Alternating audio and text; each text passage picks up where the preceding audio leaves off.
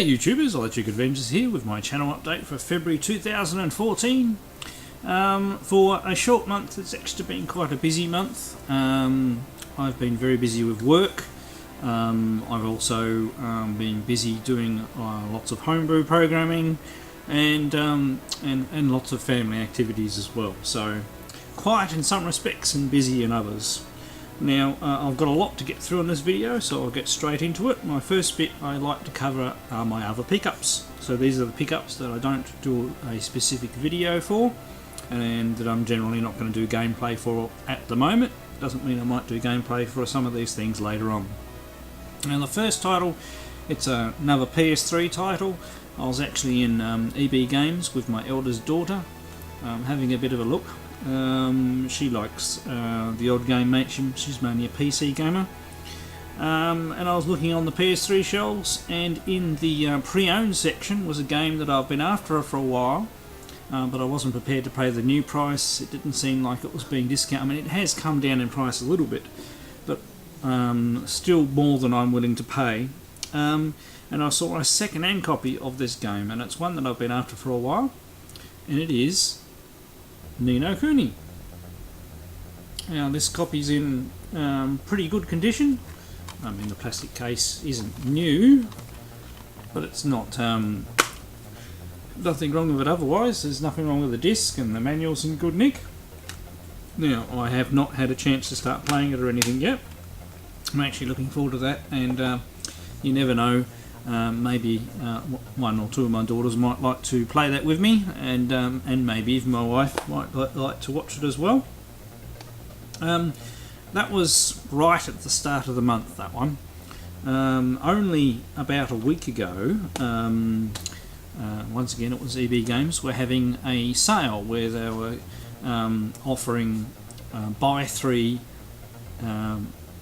get one free on their pre-owned games. Make sure I don't mess this up.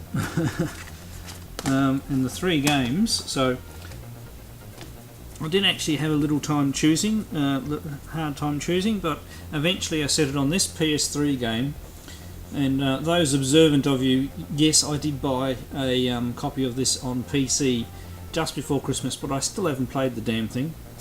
And a little bit of completionist. I wouldn't mind getting Portal 2, but I wasn't going to get that until I got played the first Portal a little bit, and well, once again I still haven't actually played Half-Life Episode 2, so I got that. That's a pre-owned game. I haven't removed the pre-owned sticker off the back there yet. The other game, which is what started me, the game that I picked up first, and I said, well, I'd love to get that, and it was a pre-owned copy of Tearaway for the Vita, and I've heard quite a lot about this game, and really looking forward to playing that one. I've still got a couple of games in front of it play-wise, but I'm really enjoying the Vita, and probably out of the modern systems, it's the one I'm getting the most game time on. And plus, Vita games, their normal recommended retail price is, lower than a PS3 game or Xbox 360 game when it comes out. So by the time you get them on special, they get very cheap indeed. And the third game, which is I suppose the cheapest of the three, which is the free one, is actually a DS title, and it's Plants vs Zombies. I actually quite like the game Plants vs Zombies on my iPhone, and thought I'd give this one a go. Once again, have not had a go at it yet. It is complete though. There was another game there, but it was missing its manual, and it was cheaper than this one, so I thought, well, that one will probably be there, or I'll find another copy at some stage. Now, another couple of items in the same sale. They're not second-hand items, these are new items, and these were pretty much half price. We have the second Rayman game. I've played Rayman Origins on the Vita, it's found it really good, and Rayman Legends is supposed to be pretty good. I'll probably leave this till the end of the stack, if you know what I mean, so I've had a break from Rayman for a little while before I give it a go. So another great game to add to the Vita collection. And finally, a new Wii U game. I didn't get this game when the Wii U first came out. I wanted to, but I did buy the Wii U for the kids initially. Now their interest has waned off a little bit. Daughter number 2 has started playing Zelda on it, but she doesn't get it that often, so I thought I'd get a game for me. I know it's not that long, but everybody says it's really good, and this was so cheap, I'll grab Zombie U. So that's actually only our 4th game for the Wii U, because I can't afford to buy new games. It just it doesn't happen. I can get a hell of a lot of retro games for what I can spend on one modern game. Now the other ones were actually in between. I've got them out of order time-wise. So this is in the middle of the month. I stopped at our cash converters, and all of a sudden they have a whole heap of PS2 games, DS games, although the prices on the DS games are dreadful. They do have a stack of Wii games. I didn't really go through those properly because they had all these PS2 games, and I mean probably about, honestly speaking, 50% of them are sports games. But I have been on a bit of a driving game kick lately, and I found 3 driving games. I started and I grabbed this one first. I saw this one first, Gran Turismo 4, because I've been playing Gran Turismo 5 and really liking it. I've got Gran Turismo on the PSP. This is a game they really should bring out for the Vita, by the way. There's no decent driving game for the Vita really yet. So Gran Turismo 4, I've actually started playing this one already. There's 3 games here, I've sucked all 3 of them onto the hard drive of the PS2 already, just to make them more convenient to play, and that one works perfectly. Now the next 2 I haven't had a chance to try yet. So I really like the Wipeout games on the PS1 and the Saturn, and I've also got some of them for the PSP, but I've never played a version on the PS2. So once again, have loaded it onto the hard drive, but haven't actually run it yet. So interesting to see how the graphics compare. And last but not least is a rally game. So WRC Extreme 2. Sega Rally is one of my favourite arcade games, so I'll be interested to see what this one's like. I don't have any of the other WRC series on the PS2. I mean, driving games are actually fairly lacking in my PS2 collection, so yeah, so I'm just into a bit of a driving kick. There's probably some other games in that stack of PS2 games, but I mean, the prices are all over the place. Some things are cheap. I mean, this was only $4. The Gran Turismo, I think, might have been $9 or something like that. So, you know, you got to pick and choose, and a hell of a lot of sports titles. Now, one more pickup, which I've actually left in the box. It only arrived earlier today. Now, it includes 4 of these, which are keypads. For those of the observant, you may have already worked out what these may be for, since I have a particular affection for a certain retro console. And then in this, and another layer. Now, not that I've doubted my soldering skills, but I've had, oops, throw out one thing. It's just a matter of bothering to get the components and getting it done.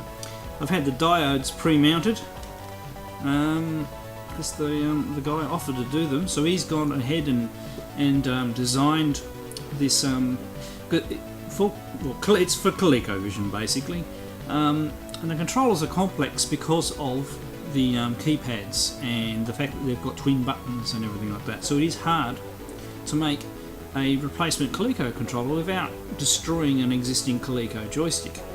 So he's designed a little PCB, and it's mainly all done with diodes. So there's the PCB, already with all the diodes installed. I shall try to get my, there we go. And of course I hold it upside down. So he's done a PCB there. And it's all fairly well labelled. I mean, there's a diagram of what to connect. Yeah, there is lots of, it's all fairly well labelled there, but it's all very small. So obviously you wire up the keypad, and you wire up the cable, and you wire up your buttons and your joystick directions, and you have a new joystick. Now I'm actually going to make some arcade sticks, and I've got parts enough to make 4. So I probably won't make all 4 straight away. More than likely I'll make one at a time. But because, you know, opportunity to get the PCBs and good to get spares just in case I mess anything up, but I do intend making 4 when I get around to it. And I'll do follow-up videos as I get the time to assemble those. Now I actually have some steel or tin boxes that I've had left over from projects from years ago, so I'll probably use one of those. I've got at least 2 sets of arcade joysticks and buttons that I can use, and I only need a couple of fire buttons, so I don't need to get too carried away there. Although maybe if I think ahead I might be able to remake a box and have the pin pad in it, but maybe wire it up 2 different ways so I can plug into different things as well. So I'll see how I go. I need to do a bit of designing first. So that's the pickup portion of my video. And next, a very big thing, it's sort of snuck up on me in the month, and I said I do apologise because I have been very busy, family life and work and things like that, but I hit off 1,000 subscribers. Just the last, from 950 to 1,000 happened really quickly, and especially the last 20, that happened very, very quickly, and that's why I was caught unawares. Now I was thinking about what to do for 1,000. I'm not really in the position to do a competition, so I might do a competition at a later time not tied to a subscriber mark, and you'll see some hints later on of what I might give away when that eventually comes. So what I've done, I have finally taped, and this also ties up with, I've been reorganising the games room a little bit. The observant may notice some new shelves. I've also moved some things around. In the last room too I just did a quick whip around to music. I didn't really go around in detail and talk about each section. Now I've actually filmed most of that. It took me several goes. I'll guarantee you every time I tried to do it, one of the dogs barked, or one of the kids interrupted, or I had to go and do something, or my phone rang. So hopefully the light levels, I don't really show myself in it, so clothing probably changed over that period of time. But it's going to take me a while to edit it all together, because I redid some bits when I knew I got interrupted and things like that, so I've got to edit it all together and do a bit of an intro. But that will probably be very, very soon. Won't necessarily be my next video, but it will be, I will try and make it my next video if I can. Now, next, and I'll try and not go too long, but Dave IAmAGeak, Dave IAmAGeak is, I suppose, how you say it, posed the question, or asking for everybody's gaming history. And it's something I've been meaning to do for a while, because a couple of people have done that sort of thing, and quite a few people have responded to this. And I've been in the gaming industry and into gaming for quite a long time, so I thought I'd have a go at my history. I've even written down some dates and some points here, so if you see me looking down, it's only really to make sure that I haven't forgotten anything, and that everything ties together. And yes, the dog's barked. Okay, on with my gaming history. So, probably the very first item of video gaming that we got as a family was a Pong machine. I believe it was a Hanimex one. I can remember it being white and black with silver sliders. You could, of course, it had 2 rotary dial controllers on it that also have buttons. You could play the normal Pong games, tennis and basketball and everything like that. But what I really liked about it was that it had these motorbike games where one of the favourite one, well, you had to make the motorbike go from one side of the screen to the other, and then dots, and they were jumps, and when you revved it made the front wheel of the bike go up in the air. So it had two different shapes, and you had to get from one side to the other in the quickest time possible. If you hit one of the dots without your front wheels up, then it slowed you down. And another part of the game, you had to go over and jump and see how far you could get. They're probably the 2 I played the most. There might have been a third game. That's all I can remember. That was actually fairly, it would have been in the late 70s, and I was obviously a bit younger then. And I can't really remember much more about it. I also can't find the model. I've looked. So no cartridges or anything like that. And that was our video game unit. And we played it heaps. We actually got it when my father was training over in Melbourne. We went over and stayed in there. Stayed there for a month. And that was to keep us kids busy, I suppose. And then we enter the next period where I go to high school, I meet some friends, and one of my best, what ended up doing my best mate back then, he had an Atari 2600. I used to get on my bike and ride 5 kilometres and go around to his place at every opportunity because he had an Atari 2600 and he had Space Invaders and Asteroids. We used to play Kaboom Championships in the later periods because obviously that was a little bit later game. But we had heaps of fun on that.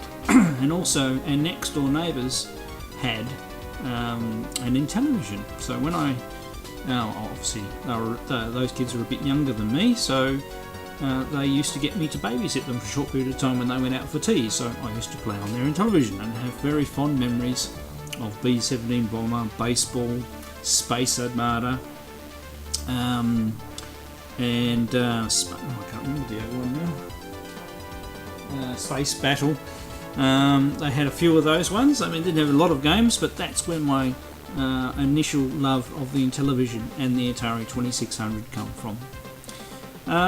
Now, in grade 9, so that's our high school, grade 9, I was doing advanced science. So it was an extra science course done over 2 years in grade 9 and 10. And during that period you had the same teacher and you needed to do a project that you would form 20% of your mark at the end of grade 10, which is the end of high school here. And I was I was a space nut, so I was doing rocketry, so I was going to make rockets and do some sort of experiments and things like that, and I was well into that. And then one day, one of my friends during this class said to me, "Why don't we ask the teacher if we could go play with the computer?" And I said, "Oh, what computer?" I didn't even know he had a computer. I mean, I knew what computers were and things. Obviously, had played video games and everything like that, but I'd never really used one before. And we went down, we asked the teacher, and they said yes. The school actually had a terminal that logged into the school system mainframe, or mini, or whatever they had back then. And it was only used by the school for the library to order new books. And that's all, so nobody else uses it. It was basically in an unused storeroom on some benches that had been used for maybe sort of some papers in the past or something like that. So just this VDU terminal and a keyboard. There was a printout of a basic manual, and I sat down and I just got hooked. We played Advent 80 and a Trek game. We had lots of fun trying to work out, how to get it to do things. After that period of time, I started hanging around in the Tandy stores, because there was a Tandy store at our local shopping centre, and they let kids play on the TerraSatis there, because if you had kids there playing on the computers, the people who could actually afford, because TerraSatis were dreadfully expensive, who could actually afford to come in them, and the kids would actually show them what to do with them. And it was there I actually met a guy who later became a pretty good friend. Brian was his name, who was actually younger than me, and he was already there when I showed up, and he showed me how to use the TerraSatis. I haven't actually seen him for a long time. Now my interest continued to grow. We had a Dick Smith store, but that was over in town, didn't get there very often, but I liked to play with the computers in there. That would have been the System 80, and I do remember the Sorcerer as well. But probably they were just on display and didn't really get much of a chance to play with them. Used to hang out there to look at all the electronics and stuff like that. That Christmas I bought, with my own money, I bought the first of the TerraSati basic books, and that Christmas my parents bought me the second book. I absorbed all those, and by the end of grade 10 I'd written my own manual on basic and programming guide with example programs, and that's what I got graded on, and I got a good mark. Now, during that second grade 10, I said, I don't know the details of months-wise or anything like that, but I sold all of my Lego, all of my Fisher Technics, my Meccano, my train set. I was doing the paper run, and I sold all that, and I think I managed to scrape together I either got $350. I'm sure I got $350, and my father contributed another $300 as a partnership, and we bought a second-hand TI-99 4. So that's a Texas Instruments computer, not the 4A. The 4 only had the chiclet keyboard, and I think it could only display uppercase, whereas the 4A can display upper and lowercase. And that was our very first computer. We got one cartridge with it, which was TI Invaders, and a tape player. The person who sold it to me was actually supposed to give me TI Advanced Basic, but as he was upgrading to a TI-99 4A, he kept it to use with his new one rather than buying a new one. So, and I never heard from him again. Sneaky bugger. But anyway, that's where I started to cut my teeth programming and writing games. I can remember myself and the friend I mentioned earlier who had the Atari 2600. We spent an entire weekend writing a simulation of an Apollo spaceship taking off and the different segments dropping off and then landing on the moon. It took us all weekend because it was really hot, and halfway through the Saturday night we lost power and lost the whole program. Because of course, you know, we didn't think to save on a regular basis back then. But that was a great, fun computer. By the next Christmas, near the end of grade 10, I'd been hanging around at a shop called Let's Play Games, mainly because they had lots of Dungeons and Dragons games. They had Atari 2600s and televisions, lots of war games as well. We used to love their war game shelf, and I was in there all the time, talking to the guy. You're only talking on a weekly basis when my mother went shopping, and I went there, but I think more in the school holidays. And he showed me this. He said, "Oh, you're a young fella, you know about computers." And he showed me this brochure, and it was of the original Spectre Video 318 computer. This is the white version with the red joystick in the right hand side.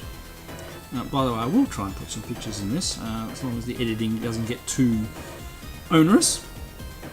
I thought that was fantastic, and it showed the great games that were going to come out for it, which was Spectron and Armoured Assault. They looked fantastic. And I can remember trying a sample one. Also at this stage, obviously being full into the computers and knowing that that's what I wanted to do, I was shopping around for another one, because the TI-99 4, I'd gone as far as I could with it as far as programming it, and I needed something a bit better. I was another shop in town, and I said this must have been after I'd left high school, so either in the school holidays or early in the next year in college. I remember going to another shop in town, and they had VIC-20s. So I remember seeing the ads in there, and I used to love the game Radar Rat Race, which is like Rally X in the arcades. I used to love Rally X in the arcades. And they also had the Micro B computers at that same shop. I was looking at those, but both of them were originally $299. And I don't know how much I sold my TI for. I know I sold it to get my next computer, and I was continuing to do a paper run. But I also helped out at the Let's Play Games store, and so the owner offered me a discount on the Spectre Video. So it was originally going to be $299 as well. When I compared them all up, and I really wanted the Spectre Video because of the extra graphics capabilities that it had, lining all the specs up, and it did. Compared to those machines, it definitely had the advantage. So I ended up with an original Spectre Video, and then I was off programming, because that machine's a very powerful 32K ROM Microsoft Basic, hardware sprites, 16 colours. Designing the graphics was similar to what I used on the TI, so it also made it more comfortable. In the meantime, going to college, the first year of college, all we had at our college was 3 teletype terminals, so no video screen. You typed, put it on pieces of paper, and the response came out on the pieces of paper as well. Very difficult to program. And then the second year of college, the college was lucky enough to get fitted out with BBC micros, and as a second year computing student you're allowed to use those, so that was my first use to the BBC, and another reason why I'm also fond of those machines. Now with the Spectre video machines, I started writing a lot of software for them. Got some listings first published in the this is the very first newsletter of the Spectre Video Users Group. So I wasn't published in this one. I think about issue 3 I got a listing published in there. And then a little bit later on down the track I was selling my programs. So here is a cover from my original. It's going to be all washed out white, isn't it? So they were just printed out. I mean, this is a later printing on a 24-pin printer. The earlier ones would have been on a 9-pin printer. So 4 programs on a pack, and they're all written in BASIC. Although as as I went through the program packs, little bits of machine code got added in here and there, and I started selling those because there wasn't a lot of software for the original Spectre videos, and people wanted software.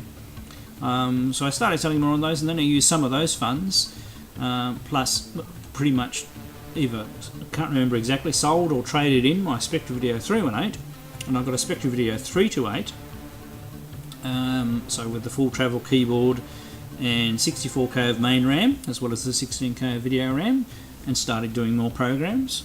Then later on, when the MSX machines started coming out, I bought the shop's Super Expander, which is the double disk drive and everything like that, and I kept the 328 to continue to do that, and I got a 728 just with a tape drive, and started converting some of the programs over to MSX. And then these same guys that published this and ran the user group brought out a 5¼ inch drive for the 728 that not only did it read MSX DOS, but it also allowed you to read pretty much every format of CP/M ever invented, including original Spectre video discs. So I transferred my development over to the MSX. And then, probably not that much farther down the track, Spectre Video released a wonderful machine, the Spectre Video 738, which looked a lot like the Apple Lisa, had a built-in 3.5 inch disk drive. The one that came with it was just a single-sided 360K 3.5 inch disk drive, but it did actually have an MSX2 graphics chip in there. Not that we knew that was what gave 80 columns in CP/M mode. And well, it came with digital research CP/M, as well as allowing you to use MSX DOS as well. I cut over from using the early tape-based assemblers to using the CP/M ones, and then, you know, once again reinvesting money, I bought that. So, which is a full screen editor and assembly environment. Still not, you know, nothing compared to what you can do nowadays with cross development tools. And I started earning a bit of money from my titles. It was at this stage I bought, once again, the Let's Play Games demonstration Atari 800 XL, which had always been in the shop. They had sold some of them, but this demonstration one you wanted to get rid of, so I got that and started playing with that. And then I don't know how I got hold of this, but I think through a gentleman in the shop, or maybe through the users group, I got hold of an Atari 400 with 2 disk drives, and used to enjoy playing that. And one of my favourite games on that was Star Raiders, and also Star Raiders 2, which I actually remember Star Raiders 2 actually had on one of those discs that came with the machine, and it was labelled Last Starfighter, because that's what the game was originally supposed to be. Now, I don't think it was at that stage. Sorry, I'm trying to put these in order. Now, the Commodore 64 was a machine that I envied at this stage, because obviously I went through the Spitzer video, hardly any software got brought out for it other than what I wrote myself. I went to the MSX, and yes, there was software for it, but hardly any of it got brought over here. The cartridges were dreadfully expensive. They were $100 or more back then, and even the tape games were $30 by the time they got imported and brought over. So I hardly ended up with any actual bought real MSX software. And a lot of the tape games were, of course, straight Spectrum ports. They didn't really take advantage of the machine. So other than getting a cartridge in, usually it went within a couple of days to the first person who came in who could afford it, and then we might never get that cartridge again. Mainly we got Konami titles. The titles we saw the most were the Sony ones, because they were a bit cheaper. They were only about $50 or $60. And because we're also selling the Sony Hitbit and the Sanyo MSX machines, and we got the Sony software from Sony. So I probably played those games more than others, other than ones that I've mentioned in the past. So time going on, other machines come out. Now I'm not sure of the exact order of things. While I was working at the shop, we got in the Sega Master System. I never owned one myself, because once again, working in the shop, didn't need to buy one. I could play one at the shop, and wasn't really earning a lot of money, so I never actually bought one myself, but I did play it a lot. I can remember playing Fantasy Zone, My Hero, Kung Fu Kid, what else? Space Harrier. Definitely played Space Harrier. Great Sega Master System games, which is one of the reasons why I've gotten back into it in recent times. And also, the computers kept on evolving, and I wanted to go to the next generation. The 16-bit machines came out. I read heavily on which machine I wanted, and I looked at the chips. I saw the Atari ST when it first came out with black and white screen, and that was quite impressive, but it didn't really interest me, because it was black and white. The first models that came out. I do remember some sort of space game when you managed the inside of a spaceship and you went down the planet and fought on the planet side. But it was also, fairly expensive at that stage. And I read about in magazines about the Amiga computers. The Amiga 1000 came out, and I thought it was a fantastic machine, but still way too expensive. Could never afford one of those. So move on a little bit longer, and then the Amiga 500 was coming out, and I knew I had to get one of those. So I scrimped and saved. I probably sold some of my equipment. That's probably when my 728 with the external disk drive went, because I'm sure I still had that when I had the 738. And also I did actually have a Coleco adapter with my Super Expander. Now a bit I didn't cover, during that whole period I didn't actually buy a Coleco. I bought a Coleco adapter for my Spectre Video. I had one joystick, and I mainly bought Parker Brothers games.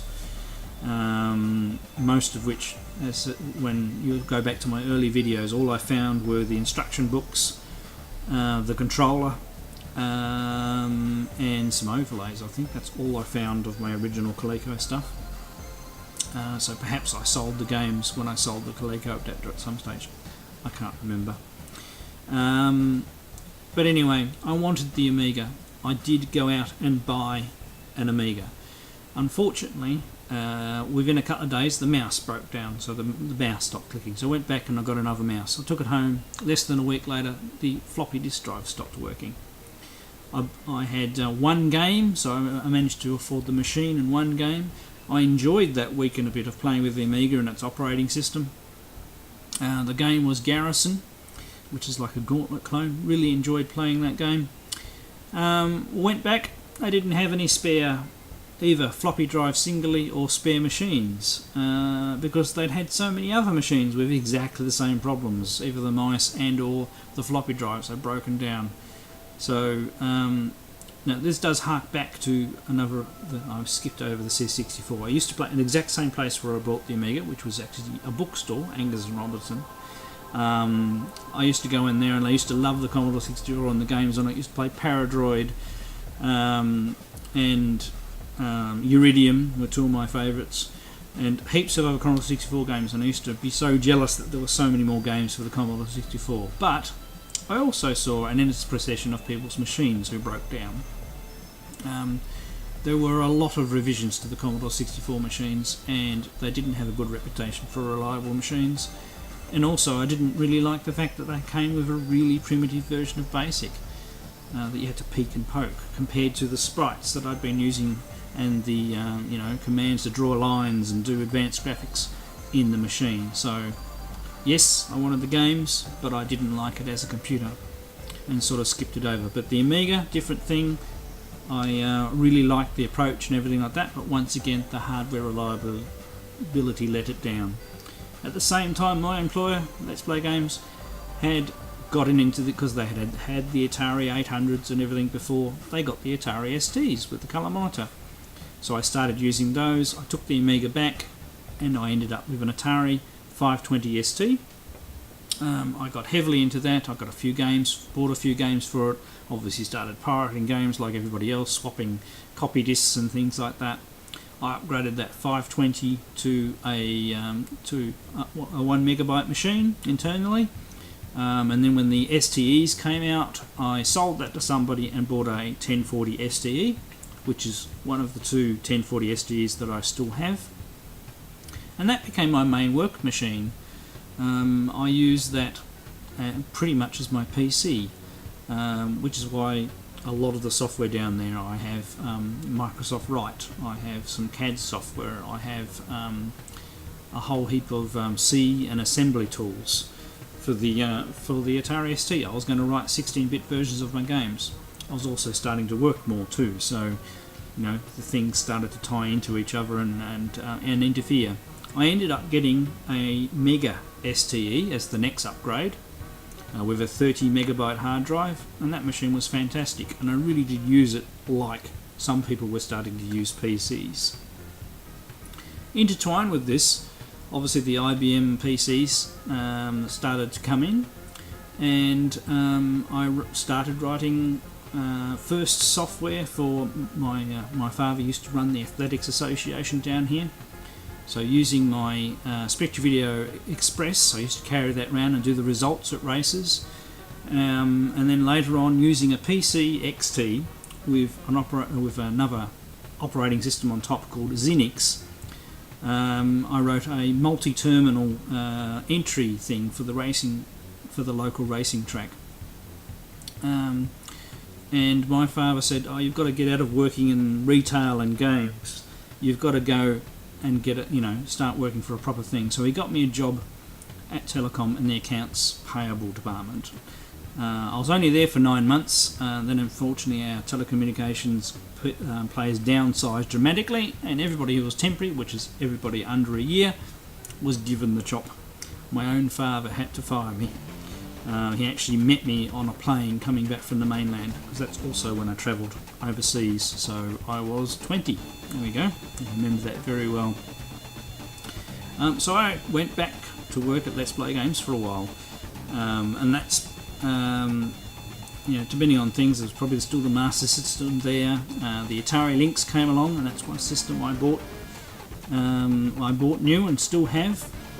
I would say that's around the time that I finally got myself a Sinclair Spectrum 48K with a couple of micro drives. It's also probably around the time that my father brought home a Telecom computer phone with micro drives, which was a Sinclair QL, of course. Also, see, look, I've written down things and I've missed things. Earlier on, my father used to love bringing home interesting new technologies. One specific ones I can remember was the very first mobile phone, which was like a great big giant brick of a thing. He used to love that damn thing. Brought it home, he only had it, brought it home a couple of times. He brought home one of the Osborne Luggables, which are the great big giant, I think they weighed about 20 kilos with a tiny screen in the middle, the floppy drives, full height floppy drives either side, and the keyboard down the bottom. He brought that home several times. My father was a lover of technology as well, and he played TI Invaders on our TI 99.4. So next, I got in more and more into the business side of things. I went back to Telecom after a while and actually worked for the computer part of Telecom. Started writing databases using Clipper 86 and Clipper 5. I learnt C. I used Windows 2 and Adobe PageMaker, which is what they got the Windows 2 in for, but I used Windows 2 to write a timesheet application, and then I wrote more software, and it built from there. I worked at Telstra for quite some time. Once again, I bought no new computers other than the Atari. I mean, the Atari ST would have lasted all the way through that period, and I wouldn't have had my own PC at home at all. We've only had the ones at work, but eventually Telstra Telecom, they'll call back then, or Telstra, because I'm saying Telstra, downsized again. And basically our division in Tasmania wrote all of the small or mid-system applications for the rest of telecom in Australia. And they pretty much, we knew we were going to be put off, so for almost 6 months pretty much everybody in the department was doing nothing because we had no new work. And so you've never seen so many instances of the game Dune 2 and Lynx 386.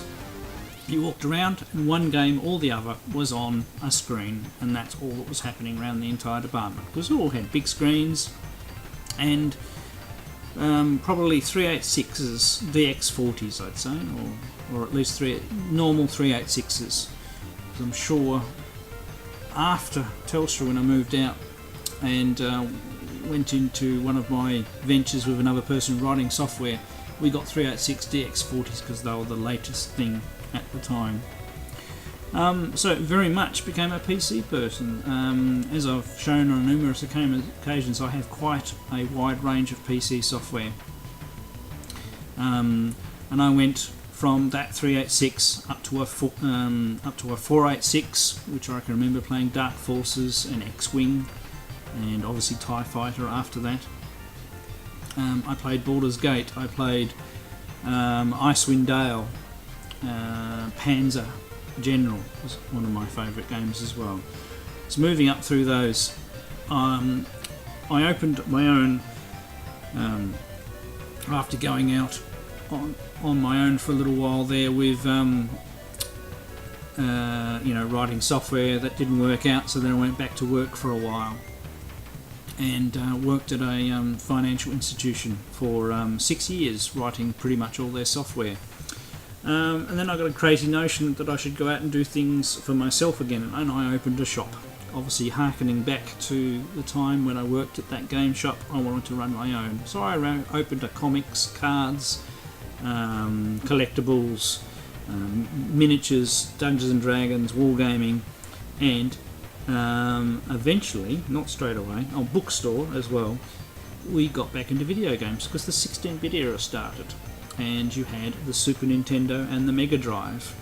Not that I ever had these machines at home, they were in the store, but they were mine, I bought them, and we hired them out for time and obviously sold the games. We didn't sell very many games, and I'm telling you now, from a shop owner back then, the margins on Nintendo products were atrocious. They were like 10%, so you hardly got any stock in at all.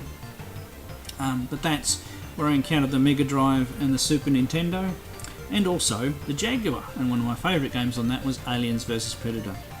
But we pretty much only got one or two of those machines through, because there wasn't a proper distribution of Atari stuff by then. It was really falling apart.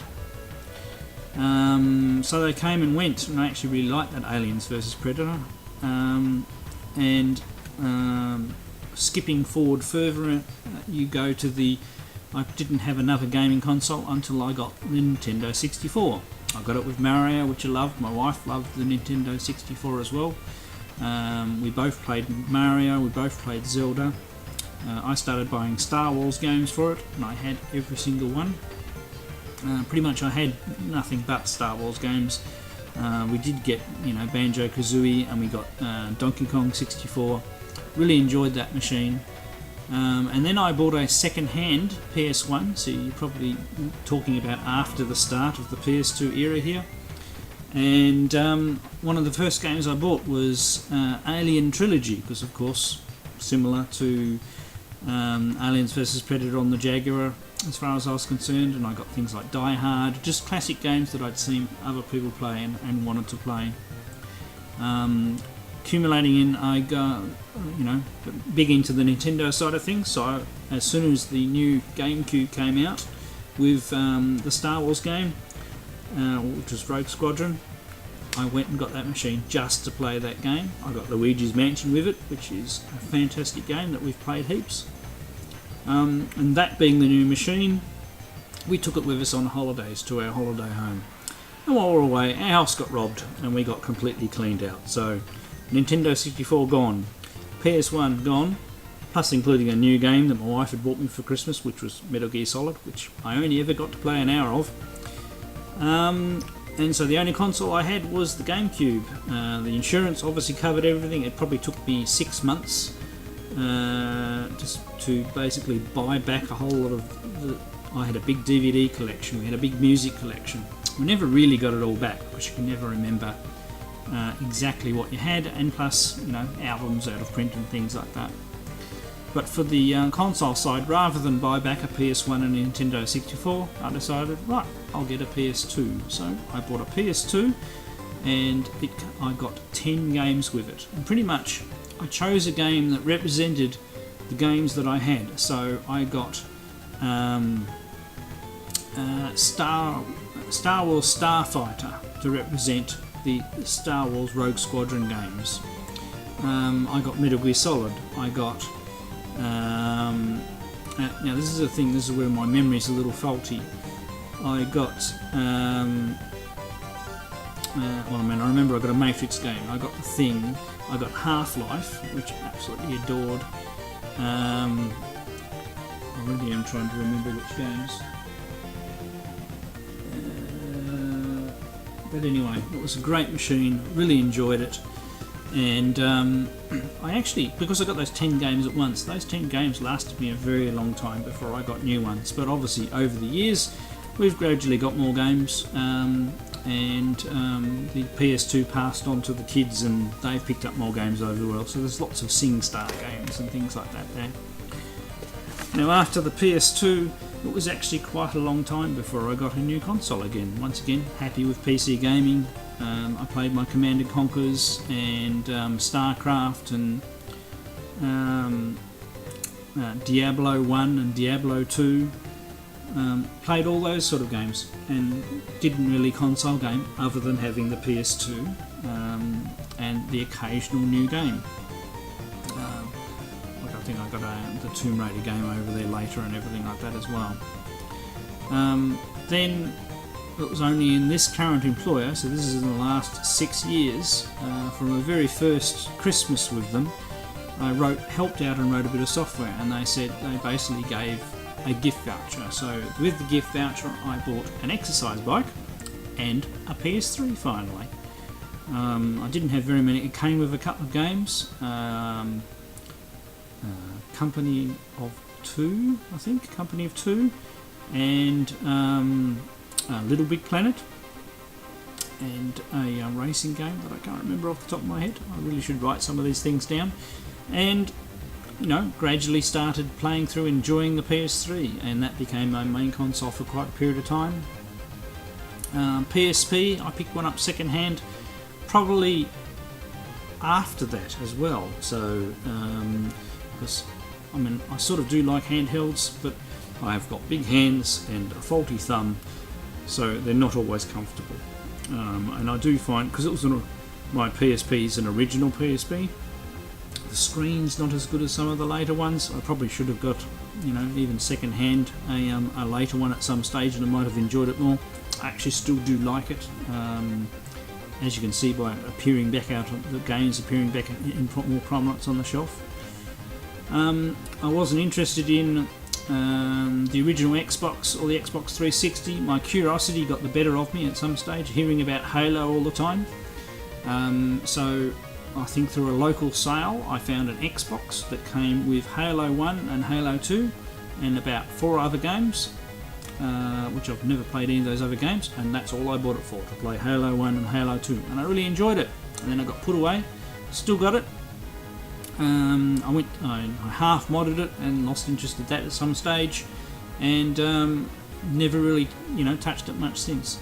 My friend who used to actually sit at this desk here and do some subcontracting for me was a big Xbox person though, so one day, because I got him as part of me getting him his role, he walked in one day and handed me a second-hand Xbox 360, and because basically he wanted me to play, I can't remember the game now, but anyway, one particular game, and a copy of that game that he bought second-hand as well. So that's what got me an Xbox 360, which I still have and is sitting over in the game room over there. More recently I got a black slim over there 4 gig one, and that's the one I've got inside the house that I use on occasion. And since then I have we bought the Wii U last Christmas, mainly for the kids, although I have enjoyed playing Lego City on that. Not that I've finished it.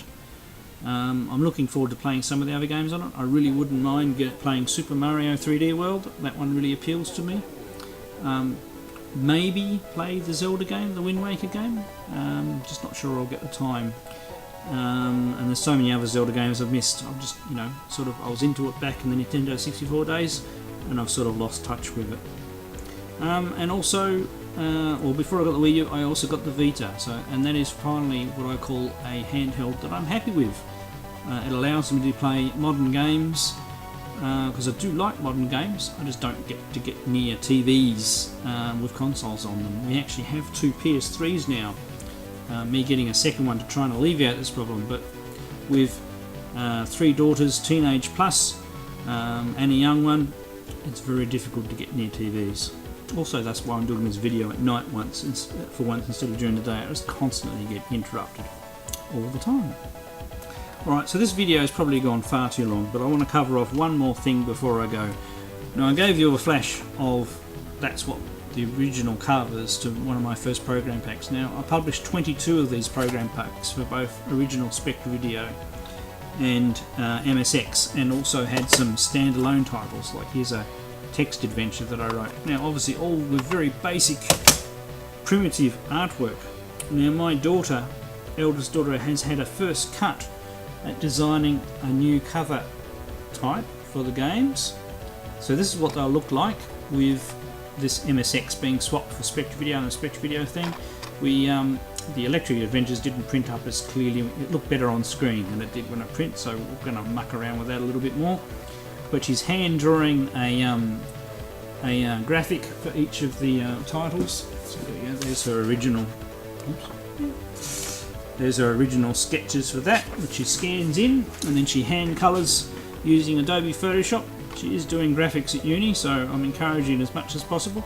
But they look really nice. Obviously, we'll start some instructions there. We'll have a proper label on the tapes, and I've got tapes, and I will be starting to sell my software again on my website. Now, I will get the first 4 covers done, and I'll get some initial masters made up in the next couple of weeks. Then I'll turn on my website for anybody who's interested. I'm not assuming I'm going to sell lots of copies of these. There are not a lot of people around with both MSX machines and or original Spectre videos. It's just something I want to do, because people have expressed interest in them. Probably, more interesting when I get to some of the standalone games. And it's just nice being able to republish my titles. On the other front of republishing, I have 3 Coleco programs underway. One is a brand new title. Can't reveal the name of it because it's for somebody writing it for somebody else. And then you've got my 2 games that I've been talking about for a little while, which is Pixidus and Cavern Fighter. They're all progressing well. I really am up to them with my games. I'm up to the music stage. So much so that I'm actually writing a new music composing program, because I'm not the best at music, and it will be better if I use tools. The tools for development on the Coleco seem to be very dated, so I've already written a new sprite designing software, which I'm going to extend to include tile design, and then I'm going to add the music composition and recording thing, along with some compression tools, and I'll be releasing them as a bit of a kit for other programmers who want to work on MSX and Coleco stuff as well. Later on down the year, I'm pretty fussy, and I don't release stuff unless I feel that I've debugged it enough, so that'll probably be a little bit further down the track, but I'll try and do an update. I also do intend on doing my homebrew series. But I need another couple of weeks to get that together and get the ball rolling. Need to design some titles and pick a different bit of music, and I've already taken down some notes and things about some of the homebrew titles. I think it's going to be a very good year 2014 for homebrew releases across quite a few different consoles. Consoles and computers. So hopefully I haven't made this video too long, but I really wanted to answer that gaming history, and I'm sure there's a few people who've been asking me about it as well. So I'll do a link to the original video by Dave there. Go check out his channel. He's got an awesome collection. He hasn't been on YouTube that long, but he's built up quite a good following, so go check him out and see and if you like, subscribe. I'd also like to thank all my new subscribers. You know, passing 1,000 is a big milestone, and thanks to my existing subscribers, and I'll catch you in the next video.